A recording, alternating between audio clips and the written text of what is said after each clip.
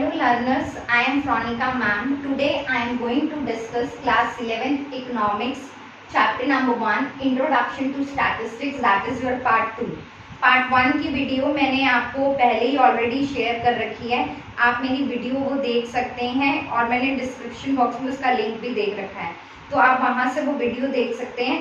तो ये स्टैटिस्टिक्स का जस्ट इंट्रोडक्शन जो आपका फर्स्ट चैप्टर है उसमें बेसिक इंट्रोडक्शन बता रखा है कि व्हाट इज इकोनॉमिक्स। आपकी जो स्टार्स की बुक्स है उसके अकॉर्डिंग इकोनॉमिक्स का मीनिंग बता रखा है। वैसे अगर आपने मेरी कभी वीडियो देखी होगी तो मैंने उसमें बताया भी है behaviour of an ordinary man of an earning and spending of income, कि एक नॉर्मल इंसान कैसे कमाता है और कैसे खर्च करता है, ये हम इकोनॉमिक्स में पढ़ते हैं। ये मैंने सिंपल टर्म्स में बताया है आपको।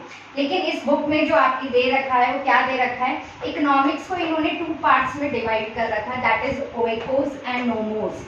मतलब अगर हम इन दोनों को ऐड करते हैं, दोनों को जोड़ते हैं तो इसका मतलब होता है मैनेज द हाउस होल्ड। मतलब वही है जो मैंने आपको समझाया था कि हाउस होल्ड अपने घर को कैसे मैनेज करते हैं। हाउस होल्ड कैसे घर को मैनेज करेगा, जब वो कमाएगा और खर्च करेगा। जब वो अच्छा कमाएगा और अच्छा खर्च करेगा तो ऑटोमेटिकली उसका घर मैनेज होगा। तो यही इसकी बेसिक डेफिनेशन बता रखी है, ओइकोस और नोमोस को दोनों को कंबाइन करके ज्वाइन, ये ग्रीक वर्ड में इसको समझाया गया है। ये ऐसा आपकी बुक्स में दे रखा है, manage the house hold.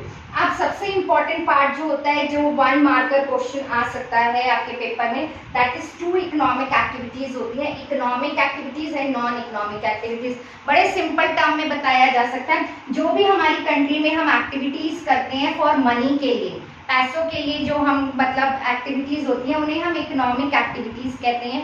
Non economic activities होती है जिसमें मनी का कोई लिंक नहीं होता, जो मनी के लिए नहीं होती। फॉर एग्जांपल सनशाइन, रेन, ये सब आपकी नॉन इकोनॉमिक एक्टिविटीज के एग्जांपल हैं। मैं आपको एक एग्जांपल देके भी समझाती हूँ। मैं मतलब मान लीजिए I am a teacher in a school, मैं मान नहीं रही, मैं हूँ, I am a teacher in a school. तो मैं जब स्कूल में पढ़ाती हूँ तो मेरी जो मुझे स्कूल से जो सैलरी मिलती है that comes under economic activities. मैं वहाँ सर्विस दे रही हूँ और उसके लिए मुझे सैलरी दी जाती है, that is a part of economic activities. लेकिन वो ही एक्टिविटी अगर मैं घर में आके अपने बच्चे को पढ़ा रही हूँ, उसके लिए मुझे कोई सैलरी नहीं दी जाती, that is a part of non economic activity.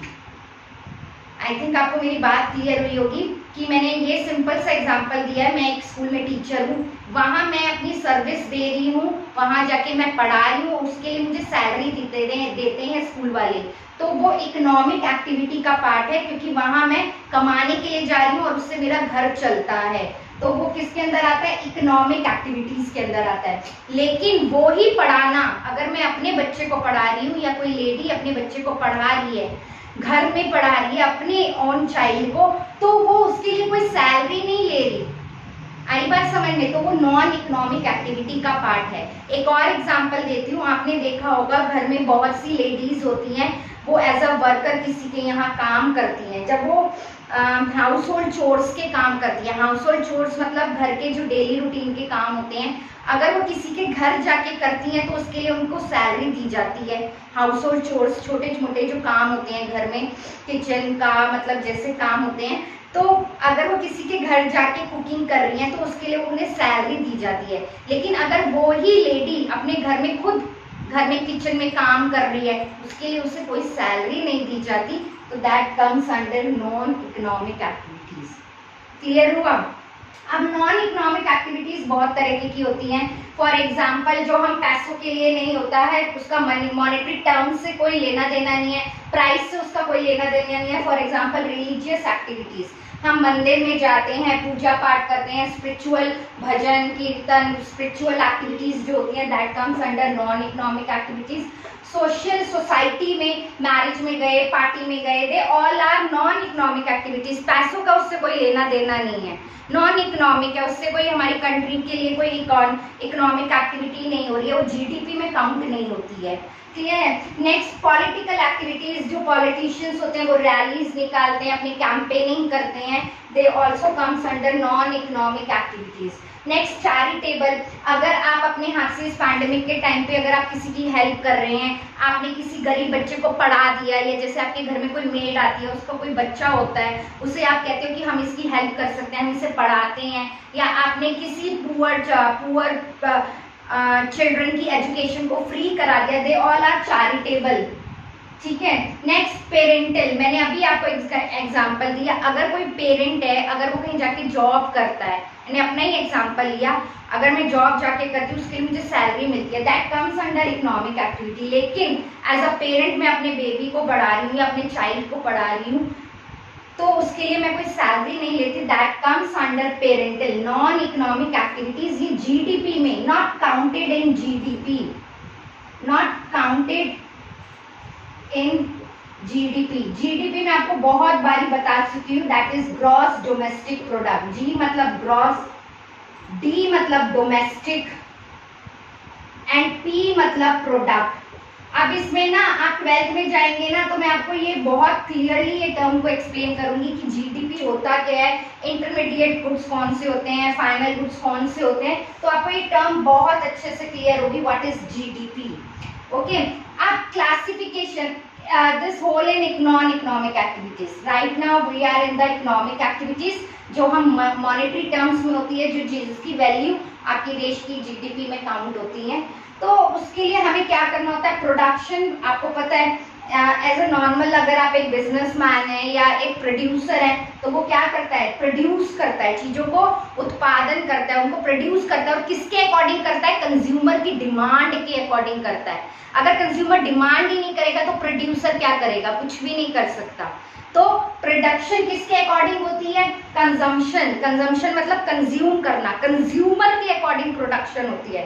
Producer और कंज्यूमर एक दूसरे के कॉम्प्लीमेंट्री हैं। कॉम्प्लीमेंट्री गुड्स, ये मैं आपको माइक्रो में बताऊंगी क्या होता है कॉम्प्लीमेंट्री गुड्स।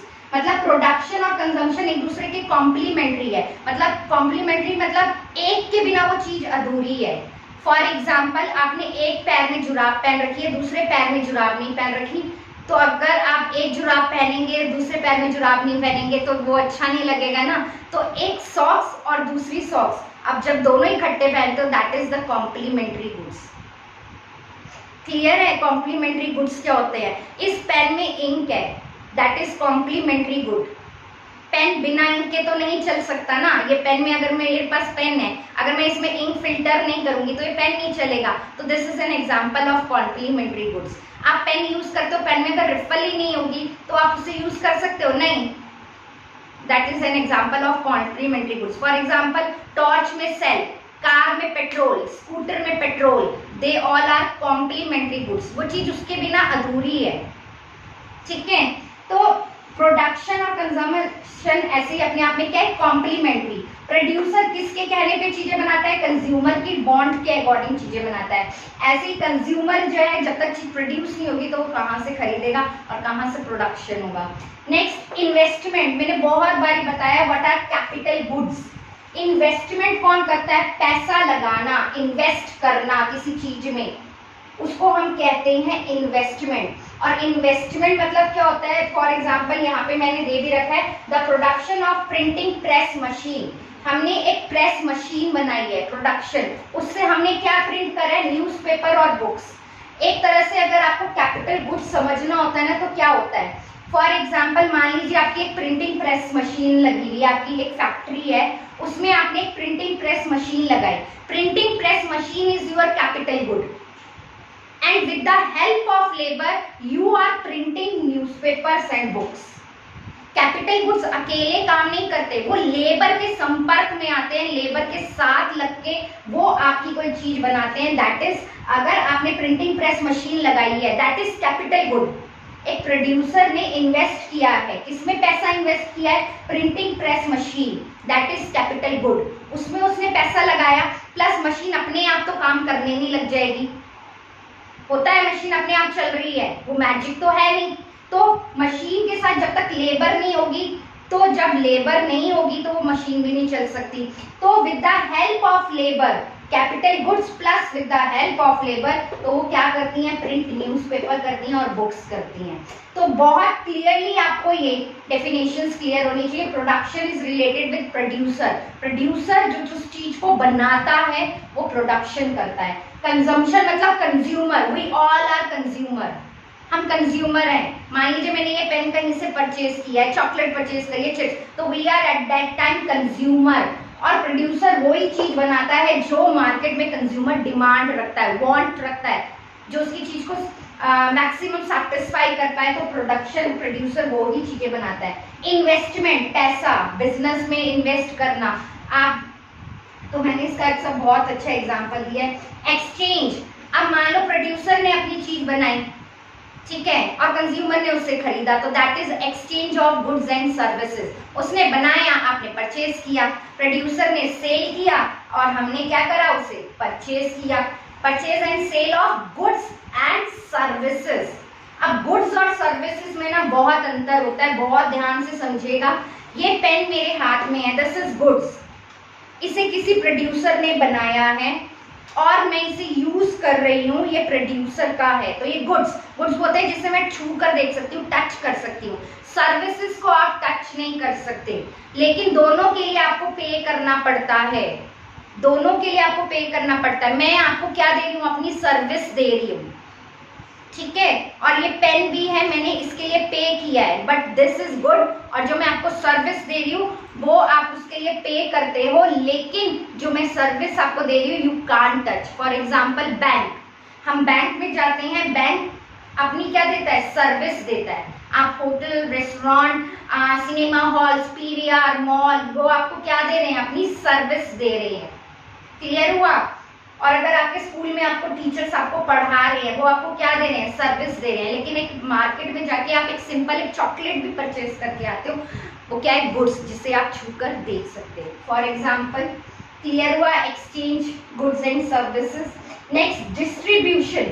डिस्ट्रीब्यूशन क्या होता है, एंड में प्रोड्यूसर क्या करता है, जैसे land, factors of production, labour. Next, economics में हम कैपिटल को के से डिनोट करते हैं, के is nothing but capital, and the last is entrepreneur. मेरी राइटिंग बस ऐसी आ रही है, आप देख लीजिए। तो डिस्ट्रीब्यूशन मतलब लैंड पे क्या मिलता है आपको, डिस्ट्रीब्यूट करना, बाद में जितना प्रॉफिट होता है उसे डिस्ट्रीब्यूट करना, कंट्री में जो आया। लैंड पे क्या मिलता है, लैंड। लेबर को क्या मिलती है, वेजेस या सैलरी। कैपिटल पे क्या मिलता है, इंटरेस्ट। लास्ट, एंटरप्रेन्योर के हाथ में क्या आता है, प्रॉफिट। तो ऐसे वो पैसा क्या हो जाता है, डिस्ट्रीब्यूट हो जाता है, आपकी कंट्री का पैसा। क्लियर हुआ? आई थिंक आपको ये क्लियर हुआ होगा। दीज आर द बेसिक जो आपके चैप्टर में दे रखा है, और ये इंपॉर्टेंट भी था बताना, इसलिए मैंने ये क्लास ली है।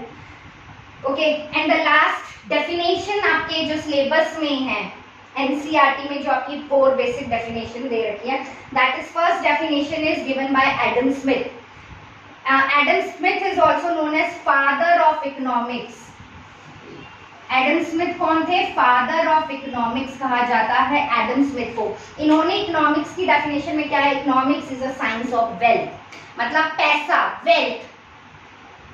वेल्थ में सिर्फ मनी नहीं आती, आपका गोल्ड वगैरह ये सब भी चीजें आ जाती है, मतलब जो हमारे पास वेल्थ है, ठीक है, that comes under Adam Smith definition. Economics को उन्होंने क्या बोला, economics is a science of wealth. Next, Marshall ने ना उसी डेफिनेशन को थोड़ा और क्लियर करा है एडम स्मिथ को। उन्होंने कहा है economics is a science of material welfare. Material मतलब मनी से रिलेटेड है, लेकिन जो इंसान अपने वेलफेयर के बारे में सोचे, ऑर्डिनरी मैन जो अपनी लाइफ के बारे में सोचता है, वो मार्शल ने बात करी गई है। एडम स्मिथ की डेफिनेशन जो है ना प्रॉपर कंप्लीट नहीं है, तो उसे मार्शल ने उसे थोड़ा कंप्लीट करा है। क्लियर हुआ? नेक्स्ट जो थर्ड डेफिनेशन है दैट इज रॉबिन्स ने दी है, economics is a science of choice making. Choice making term जो है ये आप अपने माइक्रो इकोनॉमिक्स में बड़े क्लियर से पढ़ेंगे। फर्स्ट चैप्टर में इंट्रोडक्शन में देखिए, आपको पता है, आप 9th 10th से पढ़ते आ रहे हैं इकोनॉमिक्स कि ह्यूमन वांट्स आर अनलिमिटेड। हमारी जो इच्छाएं होती हैं, वांट्स, वो अनलिमिटेड है, बट रिसोर्सेज आर लिमिटेड। संसाधन जो है वो बहुत कम है। वांट्स ज़्यादा हैं, रिसोर्सेज बहुत कम है, रिसोर्सेज की स्कैसिटी है आपकी कंट्री में। हमारी क्या, वर्ल्ड की हर कंट्री में रिसोर्सेज की स्कैसिटी होती है। बॉन्ड्स आर अनलिमिटेड और वो प्रोड्यूसर उसी बॉन्ड को फुलफिल करता है जिसकी कंज्यूमर डिमांड करता है। तो हमें एक स्टेज पर आकर चॉइस करना पड़ता है कि हमें ये चीज चाहिए या हमें ये चीज चाहिए। आई बात समझ में? तो उन्होंने बोला है चॉइस मेकिंग। क्लियर है? चॉइस करना पड़ता है कि हमें हर चीज हम जो चाहते हैं वो हमें हर चीज तो नहीं मिल सकती। बॉन्ड्स तो अनलिमिटेड होती है, हर चीज कोई ना हम परचेज कर सकते हैं। मान लीजिए हम किसी, हमारी एक चाह है कि हमारे पास मर्सिडीज कार हो।